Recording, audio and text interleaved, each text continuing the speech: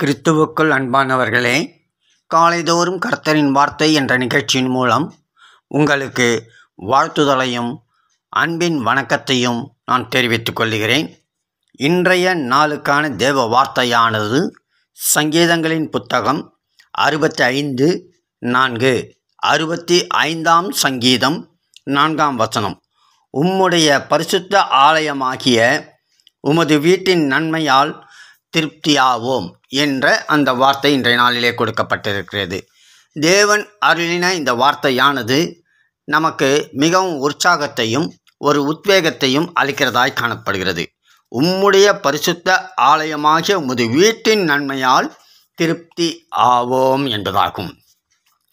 இந்த வார்த்தையை குறித்து தியானிக்கின்ற வேளையிலே ஒவ்வொருவரும் குடியிருக்கும் வீடுகளில் அறைகளும் அதிலுள்ள வசதிகளும் மாறுபடும்.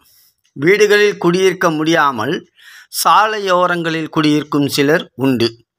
இவ்வாறு மனிதர்கள் தாங்கள் வாழும்படி வீடுகளில் குடியிருக்கும்போது தேவாதி தேவனும் தான் குடியிருப்பதற்கென்று தனக்கென்று வீடுகளை தெரிந்து கொண்டிருக்கிறார். பழைய ஏற்பாட்டின் காலத்தில் தேவாலயத்தை தம்முடைய வீடாக தெரிந்து கொண்டு அங்கு அவர் வாசம் பண்ணினார் என்று நாம் பார்க்கிறோம். புதிய ஏற்பாட்டின் காலத்திலும் நாம் தேவாலயமாக இருப்பதினால் அதை பார்த்தீங்கன்னாக்கா அந்த வசனம் எப்படி வருதுன்னா, நமக்கு 1 கொரிந்தியர் 3ஆம் அதிகாரம் 16ஆம் வசனம். 1 கொரிந்தியர் 3ஆம் அதிகாரம் 16ஆம் வசனம். நீங்கள் தேவனுடைய ஆலயமாய் இருக்கிறீர்கள் என்றும் தேவனுடைய ஆவி உங்களில் வாசமாய் இருக்கிறது என்றும் அறியாதிருக்கிறீர்களா?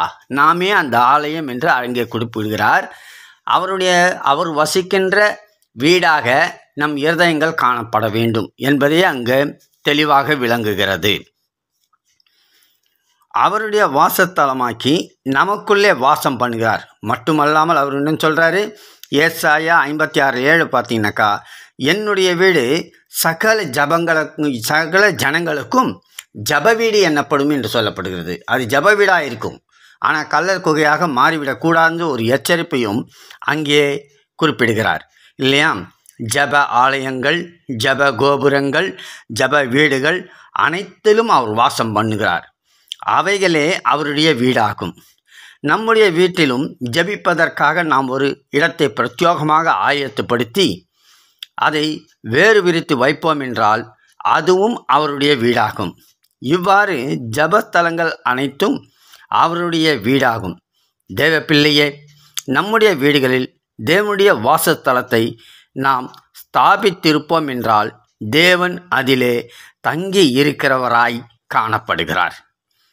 தேவனுடைய வீட்டிற்கும் நமக்கும் என்ன சம்பந்தம் என்று யோசித்து பார்க்கும்போது, தேவனுடைய வீட்டிற்கு யார் ஒருவர் வருகிறார்களோ அவர்களுடைய நலனை அவர் விசாரிக்கிறவராய் இருக்கிறார். அதுதான் 1 பேதுரு 5ஆம் அதிகாரம் 7ஆம் வசனத்தை பார்க்கும். அவர் உங்களை விசாரிக்கிறவர் ஆனபடினால் உங்கள் கவலைகளை எல்லாம் அவர் மேல் வைத்து விடுங்கள் என்று அந்த பகுதி சொல்லப்படுகிறது. அவர் விசாரித்து அவர்களுடைய தேவைகளை சந்திக்கிறார். அது மட்டுமல்லாமல் அவர்களோடு உரையாடி மழுகுகிறார். அவருடைய வீட்டுக்கு வருகிறவர்களை அவர் இளைப்பாற பண்ணுகிறார். அதாவது அவர்களை தம்முடைய சமாதானத்தினால் நிரப்புகிறார். இவ்விதமாக தம்முடைய வீட்டுக்கு வருகிறவர்களை அவர் ஆசீர்வதிக்கிறார். இதைத்தான் உம்முடைய பரிசுத்த ஆலயமாகிய உமது வீட்டின் நன்மையால் திருப்தியாவோம் என்று சங்கீதத்திலே குறிப்பிடப்பட்டிருக்கிறது.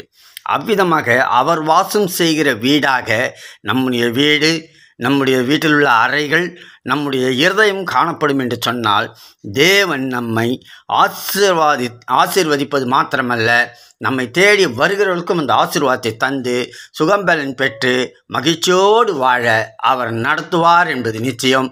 அவ்விதமாக நாம் அவருக்கு உகந்த வீடாக காணப்படுவோம். தேவன் தாமே அனைவரையும் ஆசீர்வதிப்பாராக. ஆமீன், ஆமீன்.